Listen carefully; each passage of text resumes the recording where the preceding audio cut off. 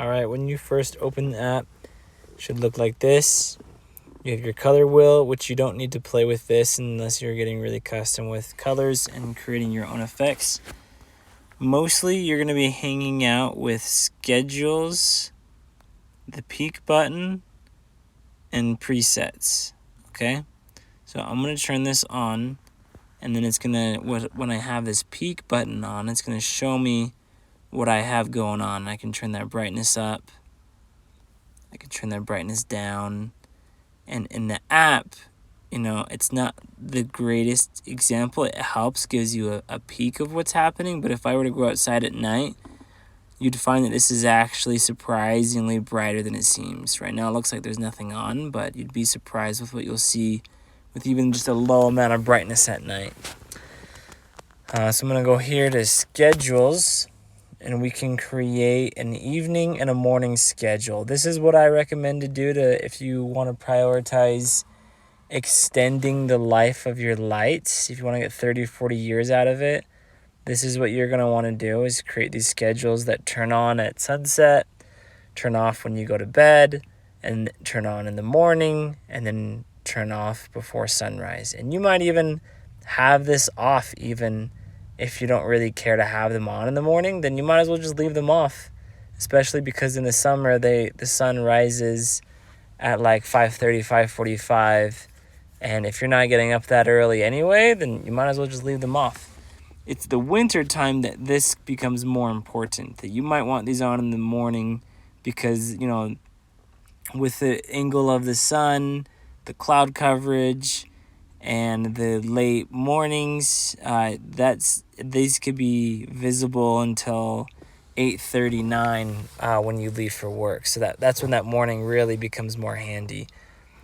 The reason that I don't like to do a dusk to dawn is because you're not awake all night long enjoying them, and then that's just running your lights low. If you want your lights to be used for more like security purposes, and if you want good lighting all around your house, then that makes more sense. Here in Idaho Falls, I'm not too worried about it, to be honest with you. So I like to have them turn off when I go to bed, and then maybe I'll have them on back in the mornings when it gets cold again. But to make a schedule, we're just going to hit plus, schedule name, test, evening. Wow, I cannot spell.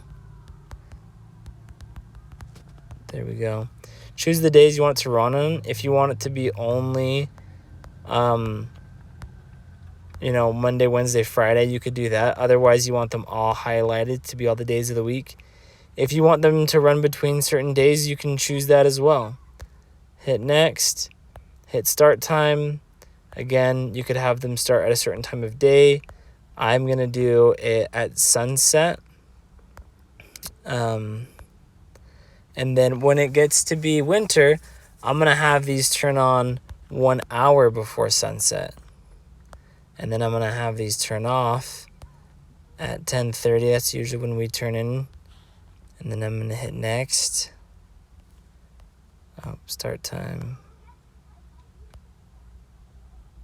1 hour before. And again, this is like a winter example.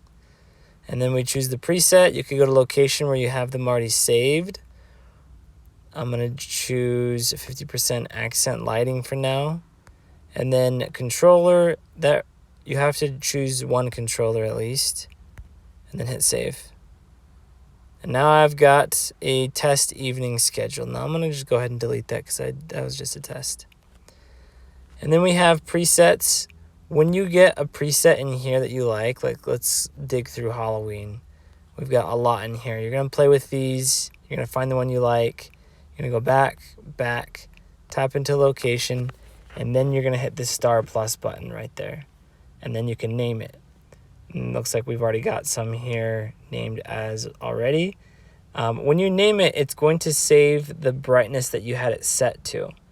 So that's why this says 50% accent lighting. That's a 50% brightness, so that it automatically does that brightness when it turns on by the schedule, so that you don't have to manually change it. And again, having that just 50% and this accent lighting is just 1 in 5, 1 in 4. that's also going to preserve the life of the lights even more. So they're not all on, just every fifth bulb is on, to extend the life of that even more. And then if you're starting to get a lot of presets and you're getting disorganized, you can hit this folder plus button. You can make a folder and then you can move stuff into that folder. So that's all the basics. You don't really need to know more than that usually. If you want to get more advanced, you keep watching and I'll dig into that. We have individuals. So this is how I created a custom ambiance look that matches the houses by choosing specific bulbs and groupings to make it look really nice. And so you can play with that. You can click and drag to make groups and segments. And once you get those figured out, you can save them in zones. So this is a full wrap. So we have the back, the right side, the front side, and I can choose to toggle on just one of those. And whatever I now change to, it will change just that zone. And then kind of similar with segments. This is a little more advanced, so you're not going to see this immediately. But if I hit load, and then it likes to be silly. But if I kill the app, and I reopen it, go back to segments, hit load, still wants to be silly. Okay, so never mind. I'm not going to be able to get this to work. Again, kind of an advanced tool. Not many are going to use it, but this is how that you would create like certain peaks to be exclusively one color, and so you could break up your house into different things. So a little more advanced. You'll also notice that yours doesn't even have the option for segments, and that yours doesn't have the option for hex. I have those on because I'm a nerd, and I went to settings and I put the app preferences, show hex input and advanced segments, because I like to do things a little more advanced because I'm a nerd. And then you have the generator. You can search sports, teams, or you can just quick tap any of these to search and to scroll. You can create effects. We have 200 effects, so you could choose one of those and start creating custom. You just have to play with this and find what you like. And then top 3 lines up here, hit installation manuals and hit cloud app user manual, and it will give you the skinny on the basics of what you need to know. Sound good? Sounds good.